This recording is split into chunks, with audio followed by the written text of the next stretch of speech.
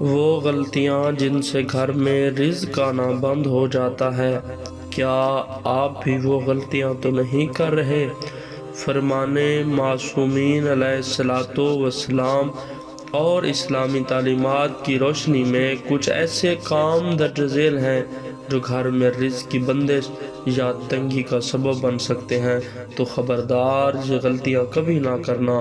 اور ان میں سے جو پہلی غلطی ہے وہ یہ ہے جھاڑو کو رات کے وقت رکھنا یا پھینک دینا۔ نبی اکرم صلی اللہ علیہ وآلہ وسلم نے فرمایا، رات کے وقت جھاڑو پھینکنا شیطان کو دعوت دینے کے مترادف ہے اور رزق میں کمی کا باعث بنتا ہے۔ کھانے کے بعد برتن نہ دھونا، برتنوں کو گندا چھوڑ دینا خصوصاً رات کے وقت شیطانی اثرات کو دعوت دیتا ہے اور رحمت ہٹ جاتی ہے۔ تنگی رزق کی سب سے بڑی وجہ فجر کی نماز قضا کرنا۔ امام جعفر صادق علیہ السلام نے فرمایا، جو فجر کی نماز قضا کرے اس کے رزق میں تنگی ہو جاتی ہے۔ قرآن پاک کی تلاوت ترک کرنا، گھر میں قرآن نہ پڑھنا یا نہ سننا برکت کو دور کر دیتا ہے۔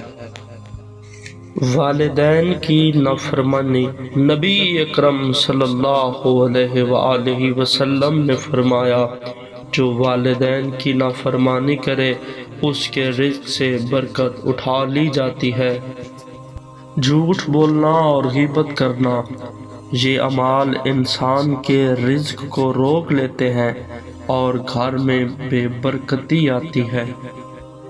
گانے، موسیقی اور لغویات کا رواج، ایسے گھروں سے رحمت کے فرشتے دور ہو جاتے ہیں اور رزق کم ہو جاتا ہے۔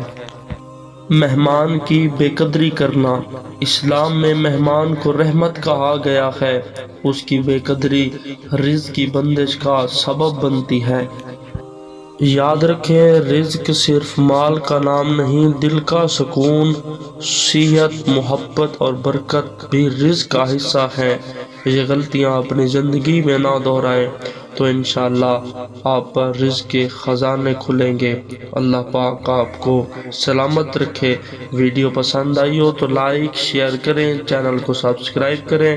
ایسی معلوماتی ویڈیوز انشاءاللہ اپلوڈ ہوتی رہیں گی۔ جزاک اللہ، سلامت رہیں۔